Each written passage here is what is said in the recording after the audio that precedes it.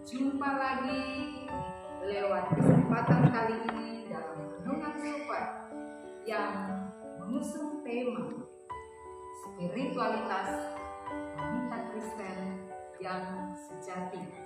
Kali ini saya akan membawa kita merenungkan kebenaran firman Tuhan yang di dalam Injil Lukas pasal 24 ayatnya yang ke-51 sampai ayatnya yang ke-53.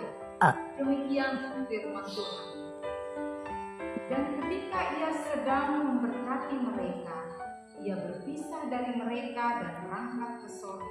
Mereka sujud menyembah kepadanya, lalu mereka pulang ke Yerusalem dengan sangat bersukacita.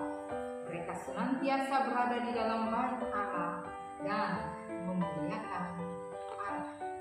Ya, tema yang saya pilih hari ini untuk melandasi kebenaran firman Tuhan yang akan kita renungkan bersama-sama ialah semangat perempuan Kristen yang diberkati. Semangat perempuan Kristen yang diberkati. Kalau kita melihat di dalam firman Tuhan, ada begitu banyak contoh-contoh, ya, gambaran perempuan-perempuan yang diberkati oleh Tuhan. Ketika mereka menghadapi masalah, mereka tetap semangat karena di dalam diri mereka ada kekuatan Tuhan. Kita melihat bagaimana Maria, dia sosok perempuan yang dikaruniai Tuhan. Dia menjadi ibu daripada Tuhan Yesus, melahirkan juru selamat ke dalam dunia ini. Dia menghadapi pergolakan batin yang tidak ringan, tetapi bahkan dikatakan jiwanya memuji Tuhan karena dia melandaskan Tuhan sebagai sumber kekuatan di dalam kehidupannya. Kita melihat sosok Ratu Ester dalam kerajaan Ahasveros yang mempertaruhkan nyawanya bahkan juga jabatannya. Pada saat itu dia menghadapi pergumulan yang tidak mudah, memberanikan diri untuk mengambil suatu tindakan demi menyelamatkan pembantaian atas bangsa Yahudi yang dirancangkan oleh Perdana Menteri Haman. Sungguh perempuan-perempuan ini bukanlah wanita-wanita biasa, tetapi sebagai wanita-wanita Kristen di era ini, sesungguhnya kita juga memiliki power. Kita memiliki sumber kekuatan yang tidak terbatas dalam menghadapi berbagai macam tantangan di tengah-tengah kehidupan kita. Mari kita merenungkan firman Tuhan. Ketika perempuan-perempuan atau wanita-wanita Kristen menjalani kehidupan dan ingin selalu kuat dalam menghadapi tantangan, maka yang pertama kita belajar dari murid-murid Yesus. Mereka sujud menyembah kepada Allah. Mereka sujud menyembah kepada Allah. Apapun masalah yang kita hadapi, baik dalam keadaan suka ataupun duka, kita harus senantiasa sujud menyembah kepada Allah. Jangan kita mengandalkan hikmat kita, jangan kita mengandalkan kekuatan kita. Kita lihat ketika seseorang mengambil sikap sujud di hadapan Tuhan, bukan hanya dalam perkara sukacita, tetapi dalam perkara yang sulit sekalipun, persoalan dan pergumulan, kita mengambil waktu untuk sujud menyembah kepada Tuhan. Lihatlah apa kekuatan yang kita bisa anugerahkan. Murid-murid diberkati dengan luar biasa.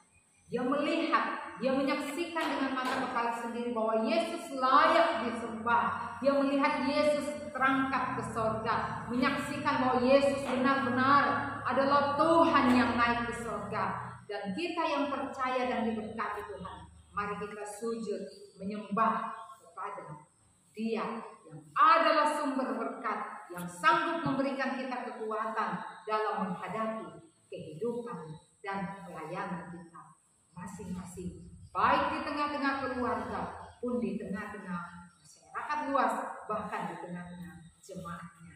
Yang kedua, kita bisa renungkan firman Tuhan ini. Apa sikap yang harus kita tunjukkan? Yaitu hati yang bersukacita. Banyak hal bisa merampas sukacita kita. Tetapi kalau kita renungkan bahwa Tuhan menyertai kita, Tuhan memberikan kuasa bagi setiap orang yang menerima Roh Kudus, betapa berat pun tanggung jawab yang harus kita pikul. Ingatlah, kita tidak memikul itu seorang diri, kita tidak menghadapi itu seorang diri dengan kekuatan kita semata-mata. Tetapi ingatlah bahwa Tuhan berjanji menyertai kita sampai akhir zaman, bahkan dengan Roh Kudus yang dianugerahkan di dalam hati kita, di dalam diri kita, di dalam hidup kita.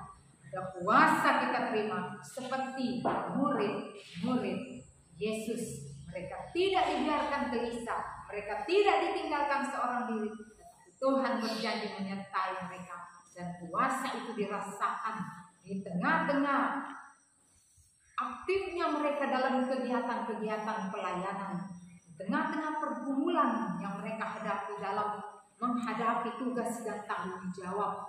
Mereka tidak melihat bagaimana mereka kalah. Kemenangan dari Tuhan menjadi bagian mereka. Yang terakhir, sikap yang harus kita tunjukkan sebagaimana layaknya orang-orang, wanita-wanita yang adalah Tuhan sumber kekuatannya, adalah senantiasa berada di bait Allah dan memuliakan Allah.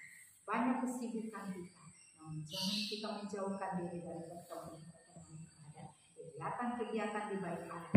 Firman Tuhan katakan, dalam persekutuanmu dengan Tuhan, jerih payahmu tidak sia-sia. Mungkin di luar sana kita bisa mendapatkan apa yang kita cari, tetapi hanya di dalam Yesuslah kita akan mendapatkan berkat yang tidak bisa dirampas oleh dunia ini, berkat yang membawa kekuasaan sukacita, berkat yang asalnya dari Tuhan sendiri. Ketika mereka berada di bait Allah, mereka saling menguatkan, merangkul satu dengan yang lain, mengevaluasi dan saling membangun di dalam Tuhan. Jadi mari kita aktif dalam kegiatan-kegiatan di bait Allah. Tujuannya adalah untuk memuliakan Allah. Kiranya firman Tuhan kali ini boleh menjadi berkat.